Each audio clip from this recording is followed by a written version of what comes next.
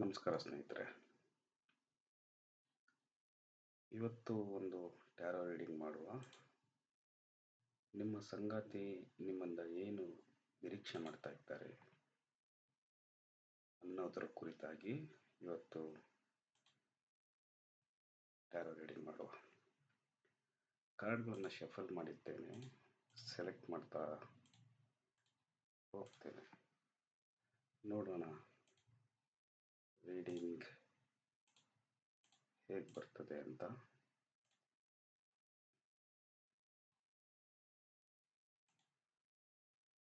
ನಾನೀಗ ಇಷ್ಟು ಕಾರ್ಡ್ಗಳನ್ನು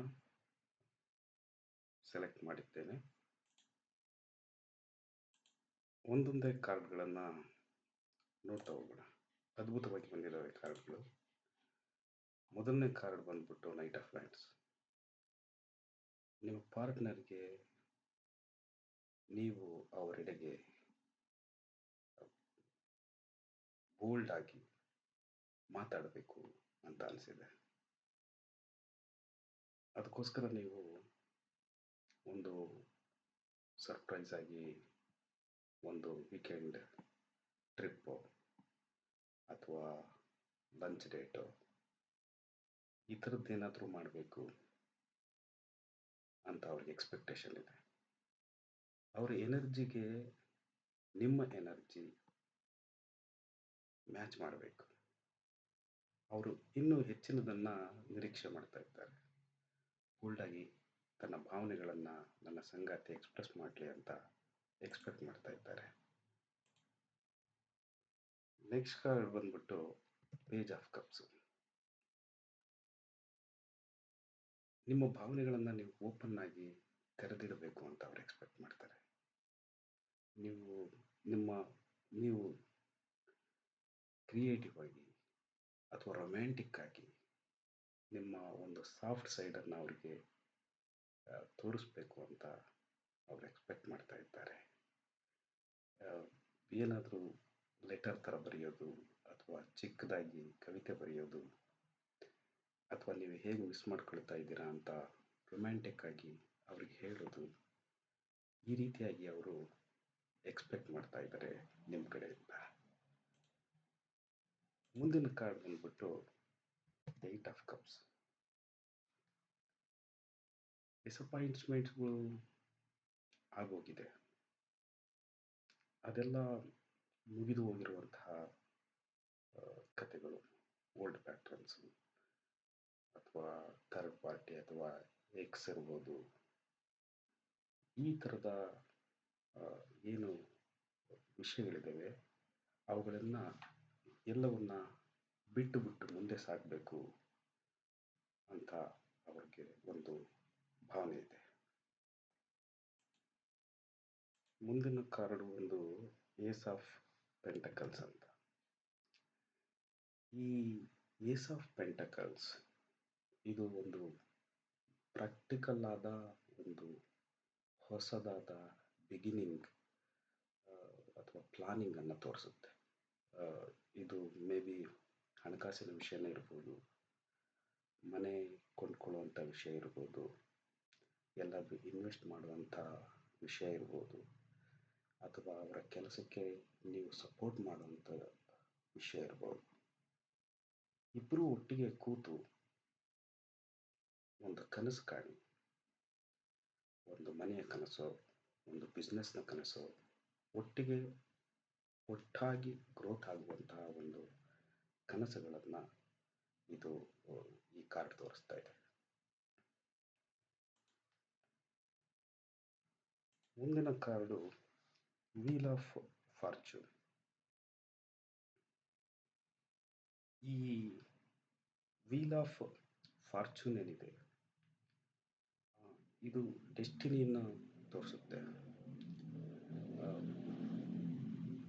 ಯಾವುದೇ ಒಂದು ಕೆಲಸ ಆಗಬೇಕು ಅಂತ ಅಂದರೆ ಒಂದು ಪರ್ಟಿಕ್ಯುಲರ್ ಟೈಮಿಂಗ್ ಬೇಕಾಗುತ್ತೆ. ಆ ಟೈಮಲ್ಲಿ ಆ ನಡೆಯುವ ದಾರಿ ಏನಿದೆ, ಆ ಎಲ್ಲ ನಡೆಯುವಂಥ ಈಚ್ ಸ್ಟೇಜ್, ನೀವು ಡೆಸ್ಟಿನಿಗೆ ರೀಚ್ ಆಗುವವರೆಗಿನ ಈಚ್ ಸ್ಟೇಜ್ ಎಲ್ಲದನ್ನು ಕೂಡ ಗ್ರೋತೆ ಆಗಿರುತ್ತೆ. ಎಲ್ಲ ಗ್ರೋತನ್ನು ನಾವು ಅಷ್ಟೇ ಓಪನ್ನೆಸ್ಸಿಂದ ಸ್ವೀಕರಿಸಬೇಕಾಗುತ್ತೆ. ಅದನ್ನು ಆ ರೀತಿ ಡೆಸ್ಟಿನಿಗೆ ಒಟ್ಟಿಗೆ ಹೋಗೋಣ ಅನ್ನುವಂತಹ ಎಕ್ಸ್ಪೆಕ್ಟೇಷನ್ ನಿಮ್ಮ ಪಾರ್ಟ್ನರ್ಗೆ ಇದೆ. ಮುಂದಿನ ಕಾರ್ಡ್ ಬಂದು 10 ಆಫ್ ಪೆಂಟಕಲ್ಸ್. ನಿಮ್ಮ ಸಂಗಾತಿಗೆ ಲಾಂಗ್ ಟರ್ಮ್ ಕಮಿಟ್ಮೆಂಟ್ ಬೇಕಾಗಿದೆ. ಅವರು ನಿಮ್ಮ ಬಗ್ಗೆ, ಮಕ್ಕಳ ಬಗ್ಗೆ ಡಿಸ್ಕಸ್ ಮಾಡಬೇಕು, ಪ್ರಾಪರ್ಟಿ ಬಗ್ಗೆ ಡಿಸ್ಕಸ್ ಮಾಡಬೇಕು, ವೆಲ್ತ್ ಬಗ್ಗೆ ಡಿಸ್ಕಸ್ ಮಾಡಬೇಕು. ಆ ಥರದ ಪ್ಲಾನಿಂಗ್ಗಳನ್ನು, ಮುಂದಿನ ಫ್ಯೂಚರ್ಗೆ ಬೇಕಾಗುವಂಥ ಪ್ಲಾನಿಂಗ್ಗಳನ್ನು ನಿಮ್ಮೊಟ್ಟಿಗೆ ಚರ್ಚೆ ಮಾಡಬೇಕು ಅಂತ ಅವರು ಎಕ್ಸ್ಪೆಕ್ಟ್ ಮಾಡ್ತಾ ಇದ್ದಾರೆ. ಒಂದು ಪೇಜ್ ಆಫ್ ವ್ಯಾಂಡ್ಸ್. ಈ ಪೇಜ್ ಆಫ್ ವ್ಯಾಂಡ್ಸ್ ಬಂದು ನಿಮ್ಮಿಬ್ಬರಲ್ಲಿರುವಂತಹ ಹಾಬೀಸ್ ಇರ್ಬೋದು, ಟ್ರಾವೆಲ್ಲಿಂಗ್ ಇರ್ಬೋದು, ಅಥವಾ ಏನಾದರೂ ಹೊಸದನ್ನು ಕಲಿಯೋದಿರ್ಬೋದು. ಇದನ್ನು ಇದು ಸೂಚಿಸುತ್ತೆ. ಇಬ್ಬರು ಒಟ್ಟಿಗೆ ಸೇರಿ ಯಾವುದಾದ್ರೂ ಕ್ಲಾಸಿಗೆ ಜಾಯಿನ್ ಆಗಿ, ಅಥವಾ ಯಾವುದಾದ್ರೂ ಎಕ್ಸೋಟಿಕ್ ಟ್ರಿಪ್ಗಳಿಗೆ ಪ್ಲ್ಯಾನ್ ಮಾಡಿ,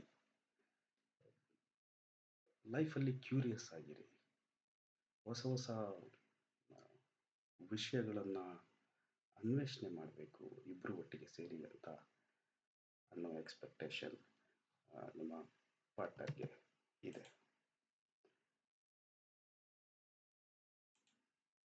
ನೆಕ್ಸ್ಟ್ ಬಂದು 9 ಆಫ್ ವಾಂಡ್ಸ್.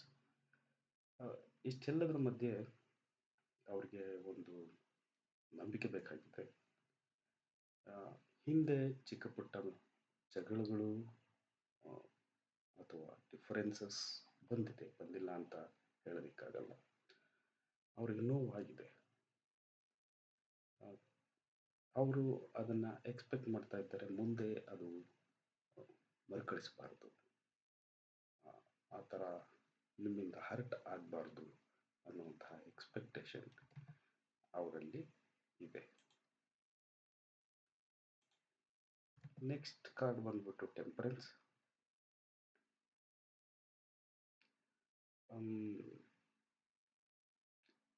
ಈ ಟೆಂಪರೆನ್ಸ್ ಒಂಥರ ಹೇಗೆ ಅಂದರೆ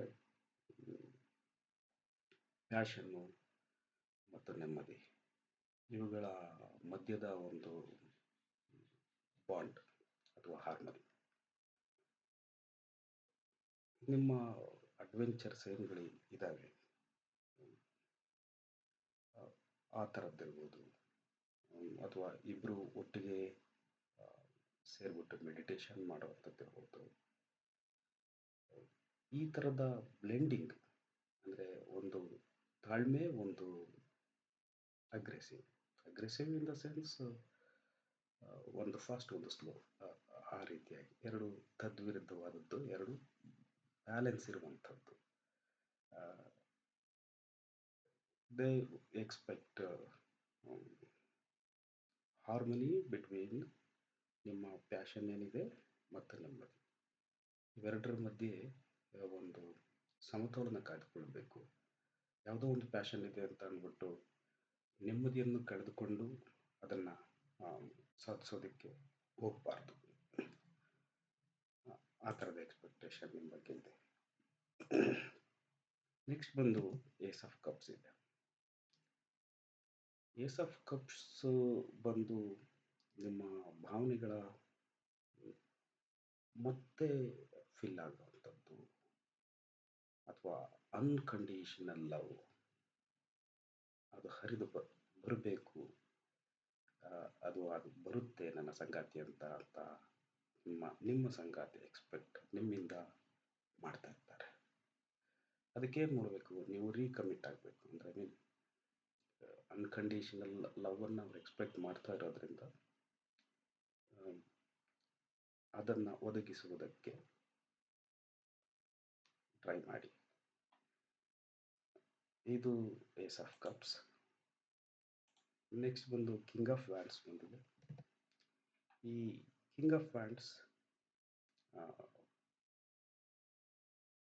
ಏನು ಹೇಳುತ್ತೆ ಅಂದರೆ, ಅವರು ಯಾವುದೋ ಒಂದು ಕೆಲಸವನ್ನು ಮಾಡ್ತಾ ಇದ್ದಾರೆ ಅಂದಾಗ ನೀವು ಕೋ ಕ್ಯಾಪ್ಟನ್ ಅಥವಾ ನೀವು ಅವರಿಗೆ ಜೊತೆಯಾಗಿ ನಿಲ್ಲಬೇಕು ಅನ್ನೋವಂಥದ್ದು ಎಕ್ಸ್ಪೆಕ್ಟೇಷನ್ ಅವರದ್ದು. ನೀವೇನಾದರೂ ಪ್ರಾಜೆಕ್ಟ್ ಮಾಡಬೇಕು, ಫ್ಯಾಮಿಲಿ ಪ್ರಾಜೆಕ್ಟ್ಸ್ ಇದೆ ಅಂತ ಅಂದರೆ ಅದರ ಜೊತೆಯಾಗಿ ನಿಲ್ಲಬೇಕು, ಅಥವಾ ಕೆರಿಯರಲ್ಲಿ ಒಂದು ಗ್ರೋತ್ ಅವ್ರಿಗಿದೆ ಅಂತ ಅಂದರೆ ನೀವು ಅದಕ್ಕೆ ಸಪೋರ್ಟ್ ಮಾಡಬೇಕು. ಈ ಥರದ ಎಕ್ಸ್ಪೆಕ್ಟೇಷನ್ ಅವರಲ್ಲಿ ಇದೆ. ಇಷ್ಟೆಲ್ಲ ಆದಮೇಲೆ ಕೊನೆಯ ಕಾರ್ಡ್ ಬಂದ್ಬಿಟ್ಟು ದ ವರ್ಲ್ಡ್ ಕಾರ್ಡ್. ನಿಮ್ಮ ಸಂಗಾತಿಗೆ ಸಂಪೂರ್ಣ ತೃಪ್ತಿ ಬೇಕು. ಅವ್ರಿಗೆ ಅನ್ನಿಸಿರೋದೇನು ಅಂತಂದರೆ, ನನಗೆ ಸೋಲ್ಮೇಟ್ ಸಿಕ್ಕಿದ್ದಾರೆ, ನನ್ನನ್ನು ಇಷ್ಟು ಪ್ರೀತಿಸ್ತಾರೆ, ಇಷ್ಟು ಅನ್ಕಂಡೀಷ್ನಲ್ ಆಗಿ ನನ್ನ ಬಗ್ಗೆ ಭಾವನೆಗಳಿದೆ, ನನ್ನನ್ನು ಎಲ್ಲದರಲ್ಲೂ ಸಪೋರ್ಟ್ ಮಾಡ್ತಾರೆ. ಸೊ ಹಾಗಾಗಿ ನನ್ನ ಲೈಫ್ ಒಂದು ಟೋಟಲ್ ಫುಲ್ಫಿಲ್ಮೆಂಟ್ ಅಥವಾ ನೆಮ್ಮದಿಯಾಗಿರುತ್ತೆ ಅನ್ನುವಂತಹ ಒಂದು ಭಾವನೆ ಇದೆ. ನೀವಿಬ್ಬರು ಈ ಕಾರ್ಡನ್ನ ಒಂದೊಂದಾಗಿ ನೋಡ್ತಾ ಹೋದರೆ ಇದೊಂಥರ ಕಾಸ್ಮಿಕ್ ಕಂಪ್ಲೀಷನ್, ಒಂಥರ ಸೋಲ್ಮೇಟ್ ಸಿಕ್ಕಿದಂತಹ ಒಂದು ರೀಡಿಂಗ್ ಇದು. ವರ್ಲ್ಡ್ ಟ್ರಾವೆಲ್ ಮಾಡಿ ಸಾಧ್ಯ ಆದರೆ, ಅಥವಾ ಏನಾದರೂ ಲೈಫಲ್ಲಿ ಮಹತ್ತರವಾದ ಏನಾದರೂ ಘಟಿಸಿದರೆ ಅದನ್ನು ಇಬ್ಬರು ಸೆಲೆಬ್ರೇಟ್ ಮಾಡಿ ತುಂಬ ಜೋರಾಗಿ, ಒಂಥರ ಇದು ಗ್ರ್ಯಾಂಡ್ ಸಕ್ಸಸ್ ಅನ್ನುವಂತಹ ಒಂದು ರಿಲೇಷನ್ಶಿಪ್ ನಿಮ್ಮದು ಆಗಲಿದೆ. ಈ ಸಂಪೂರ್ಣ ರೀಡಿಂಗಿಗೆ ಕನ್ಕ್ಲೂಡ್ ಮಾಡಬೇಕು ಅಂತಂದರೆ, ಯಾವುದಾದ್ರೂ ಟ್ರಿಪ್ಸ್ಗೆ ಯಾವಾಗಾದರೂ ಹೋಗ್ತಾ ಬರ್ತಾ ಇದ್ದೀವಿ, ಪ್ರೀತಿಯಿಂದ ಲವ್ ಲೆಟರ್, ನಾಟ್ ಎಕ್ಸಾಕ್ಟ್ಲಿ ಇಂದ ಸ್ಲಿಪ್ ಅಥವಾ ಶೀಟ್ ಅಥವಾ ನಿಮ್ಮ ವಾಟ್ಸಪ್ ಸಮಥಿಂಗ್ ನೀವು ಕಳಿಸಿ. ಹಳೆಯ ಪ್ಯಾಟರ್ನ್ಗಳು, ಎಕ್ಸಸ್ಸು, ಗಲಾಟೆ ಇದನ್ನೆಲ್ಲ ನಿಲ್ಲಿಸ್ಕೊಳ್ಳಿ, ಸ್ಟಾಪ್ ಮಾಡಿ. ಮುಂದೆ ರಿಲೇಷನ್ಶಿಪ್ಪು ಬಿಲ್ಡ್ ಆಗ್ತಾ ಒಂದು ಸ್ಟೆಬಿಲಿಟಿ ಬೇಕಾಗುತ್ತೆ. ಇಬ್ಬರು ಒಟ್ಟಿಗೆ ಕೂಡಿ ಆಲೋಚಿಸಿ ಆ ಥರದ ಪ್ರಾಜೆಕ್ಟ್ಗಳನ್ನು ಮಾಡೋದಕ್ಕೆ ಟ್ರೈ ಮಾಡಿ. ನಿಮಗೆ ಲೈಫಲ್ಲಿ ಏನೇನು ಬದಲಾವಣೆ ಆಗುತ್ತೆ ಪಾಸಿಟಿವ್ ಆಗಿ, ಅದನ್ನೆಲ್ಲ ಗ್ರೇಸ್ಫುಲ್ಲಾಗಿ ತಗೊಳ್ಳಿ. ಅದಾದಮೇಲೆ